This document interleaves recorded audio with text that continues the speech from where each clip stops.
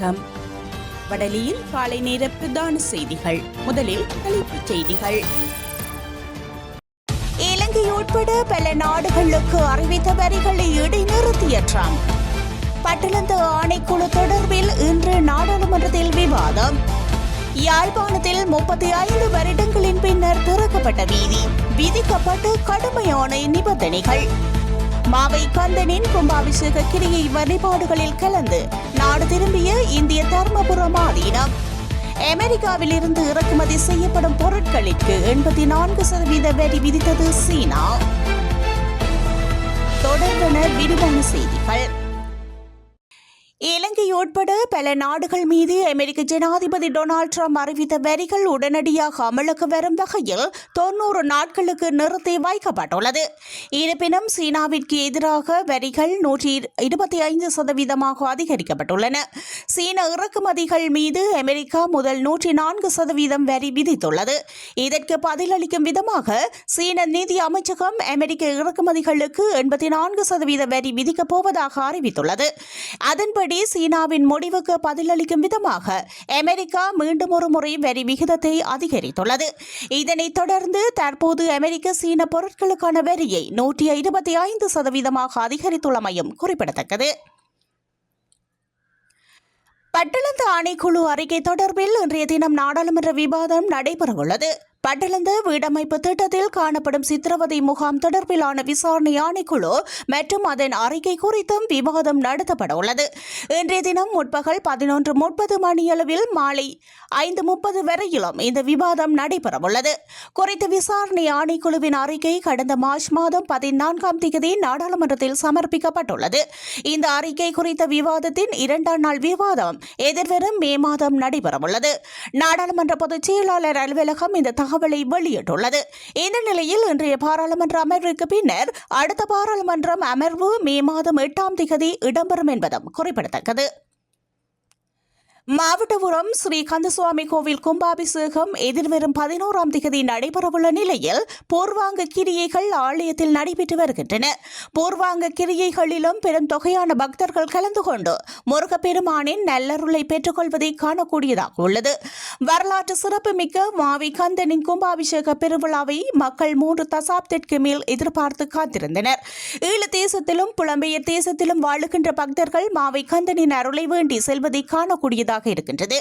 இன்றைய தினம் தர்மபுர ஆதீனம் ஸ்ரீலஸ்ரீ 27வது குருமகா சன்னிதான மாசிலாமணி தேசிக ஞான சம்பந்த பரமாச்சாரிய சுவாமி மாவை கந்தனின் கும்பாபிஷேக கிரியை வழிபாடுகளில் கலந்து கொண்டு நாடு திரும்பியுள்ளார். யாழ்ப்பாணத்தில் இருந்து பருத்தித்துறை கடற்கரை நோக்கி செல்கின்ற வீதி 35 வருடங்களின் பின்னர் இன்று காலை 6 மணியளவில் முழுமையாக திறந்து வைக்கப்பட்டுள்ளது. ராணுவத்தின் அதி உயர் பாதுகாப்பு வலயத்தில் இருக்கும் வீதியே இன்றைய தினம் திறந்து வைக்கப்பட்டுள்ளது. யாழ்ப்பாணம் பெலாலி வீதியில் வசாவிளான் சந்தியில் இருந்து பருத்தித்துறை பொன்னாலை வீதியுடன் இணையும் பெலாலி சந்தி வரையான 2.5 கிலோமீட்டர் நீளமான வீதியை இவ்வாறு திறந்து விடப்பட்டுள்ளது. கடந்த ஆண்டு நவம்பர் மாதம் 1ஆம் தேதி ராணுவ உயர் பாதுகாப்பு வலயமாக இருந்த வசாவிளான் மத்திய கல்லூரியில் இருந்து வசாவிளான் சந்தையூடாக அச்சுவேலி செல்லும் வீதி திறக்கப்பட்டது. மேற்குறித்த வீதி மக்கள் பாவனைக்கு திறந்து வைக்கப்பட்ட போதிலும் குறித்த பகுதியில் செல்லும் பயணிகளுக்கு மிக கடுமையான நிபந்தனைகள் விதிக்கப்பட்டுள்ளன. இந்த வீதியானது பெலாலி அதி உயர் பாதுகாப்பு வலயத்தினுள் அமைந்துள்ள ராணுவ குடியிருப்பினூடாக செல்லும் வீதியாகும். இந்த வீதியினூடாக பயணிக்கும் அனைவரும் கீழ்காணும் அறிவுறுத்தல்களை பின்பற்ற வேண்டும் என அறிவுறுத்தப்பட்டுள்ளது. வீதியால் பயணிப்போருக்கு விதிக்கப்பட்ட நிபந்தனைகளில் வீதி திறக்கப்படும் நேரம் முற்பகல் 6 மணி தொடக்கம் பிற்பகல் 5 மணி வரை மாத்திரமே. வீதியினுள் பயணிக்கும் வாகனங்கள் இடையில் நிறுத்தல் திருப்புதல் தடை செய்யப்பட்டுள்ளது. வீதியில் பயணிக்கும் சந்தர்ப்பங்களில் வீதியின் இருபுறமும் புகைப்படம் எடுத்தல் ஒளிப்பதிவு செய்தல் போன்றவை தடை செய்யப்பட்டுள்ளது. இந்த வீதியில் நடைபயணங்கள் தடை செய்யப்பட்டுள்ளது. பயணிகள் போக்குவரத்து பேருந்துகள் தவிர்த்து ஏனைய பாரவூர்திகள் பயணிக்க தடை. இந்த வீதியில் செல்லக்கூடிய வேகம் ஆகக்கூடியது 40 கிலோமீட்டர் மாத்திரமே. இந்த வீதியில் பயணிக்கும் சாரதிகள் மற்றும் அனைவரும் தம்மை அடையாளப்படுத்திக் கொள்ளக்கூடிய ஆவணங்களை பயணத்தின் போது வைத்திருத்தல் அவசியமாகும். மேற்குறிப்பிட்ட அறிவுறுத்தல்களை மீறுதல் சட்டப்பூர்வ நடவடிக்கை மேற்கொள்ளக்கூடிய குற்றமாகும் எனவும் அறிவுறுத்தப்பட்டுள்ளது. யாழ் சுழிப்புலத்தில் கடற்றொழில் அமைச்சர் வருகை தருவதாக தெரிவிக்கப்பட்ட நிலையில் நேற்று காலை முதல் மாலை வரை மீனவர்கள் காத்திருக்க வேண்டிய சூழல் ஏற்பட்டதுள்ளது. நேற்றைய தினம் சுழிபுரம் காட்டுப்புலம் மீனவர்கள் காலை 10 மணியளவில் கடற்றொழிலாளர் மண்டபத்தில் ஒன்று கூறுமாறு கடற்றொழில் அமைச்சர் உட்பட குழு 3 வாகனங்களில் வருகை தருவதாகவும் பிரதேச கடற்றொழில் பரிசோகர் மூலம் அறிவிக்கப்பட்டுள்ளது. இந்த நிலையில் குறித்த கடற்றொழிலாளர்கள் 10 மணியிலிருந்து 12:30 மணி வரை காத்திருந்த நிலையில் சிலர் வீடுகளுக்கு திரும்பியுள்ளனர். இந்த நிலையில் மாலை 2 மணியளவில் தாம் வருகை தர மாட்டோம் என தெரிவித்த நிலையில் அவர்கள் வீடு திரும்பியுள்ளனர்.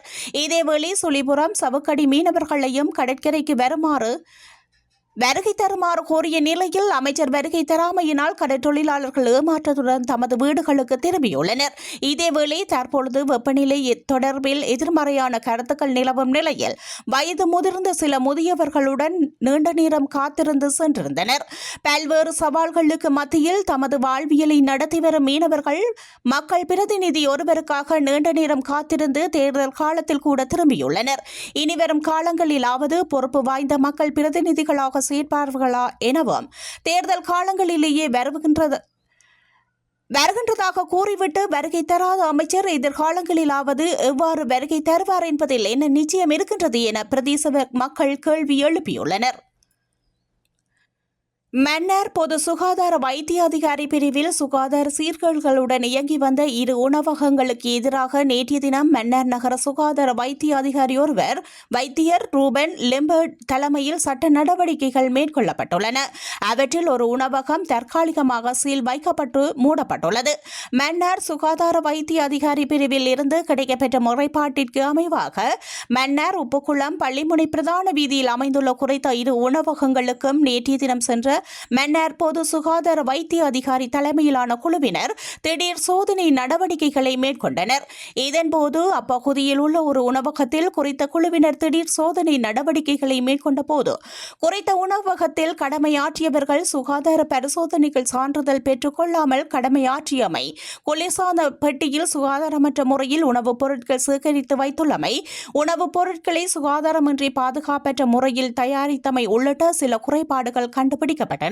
இந்த நிலையில் குறித்த உணவகத்தின் உரிமையாளருக்கு எதிராக நீதிமன்றத்தில் வழக்கு தாக்கல் செய்ய நடவடிக்கை எடுக்கப்பட்டதோடு உடனடியாக குறித்த குறைபாடுகளை நிவர்த்தி செய்ய அதிகாரிகள் கோரிக்கை விடுத்தனர். மேலும் அப்பகுதியில் உள்ள மேலும் ஒரு உணவகம் சோதனைக்கு உட்படுத்தப்பட்ட போது அந்த உணவகத்தில் பல்வேறு பிரச்சினைகள் சுகாதார அதிகாரிகளால் கண்டுபிடிக்கப்பட்டமையும் குறிப்பிடத்தக்கது. வடக்கு மாகாணத்தில் 13 கல்வி வலயங்களிலும் உள்ள பாடசாலைகளில் இருந்து 56 பாடசாலைகளை விரைவில் மூடுவதற்கான நடவடிக்கையில் கல்வி அமைச்சு ஈடுபட்டுள்ளது. வடக்கு மாகாணத்தில் 50க்கும் குறைந்த மாணவர்கள் கல்வி கற்கும் 266 பாடசாலைகள் உள்ளன என்ற அதிர்ச்சி தகவலை வடக்கு மாகாண கல்வி அமைச்சின் புள்ளி விவரங்கள் தெரிவிக்கின்றன. நாடு முழுவதிலும் 50க்கும் குறைவான மாணவர்களை கொண்டுள்ள பாடசாலைகளை 3 கிலோமீட்டருக்குள் வேறு பாடசாலை இருப்பின் அவற்றை மூடுவதற்கு தற்போதைய அரசு திட்டமிட்டுள்ளது. இதற்கான கணக்கெடுப்பு மேற்கொள்ளப்பட்டு வருகின்றமையும் குறிப்பிடத்தக்கது. அமெரிக்காவிலிருந்து இறக்குமதி செய்யப்படும் பொருட்கள் மீது 84% வரியை விதிக்க உள்ளதாக சீனா அறிவித்துள்ளது. சீனாவின் இந்த அறிவிப்பை தொடர்ந்து 2 நாடுகளுக்கும் இடையிலான வர்த்தக போர் மேலும் தீவிரமடையும் சூழ்நிலை உருவாகியுள்ளமையும் குறிப்பிடத்தக்கது.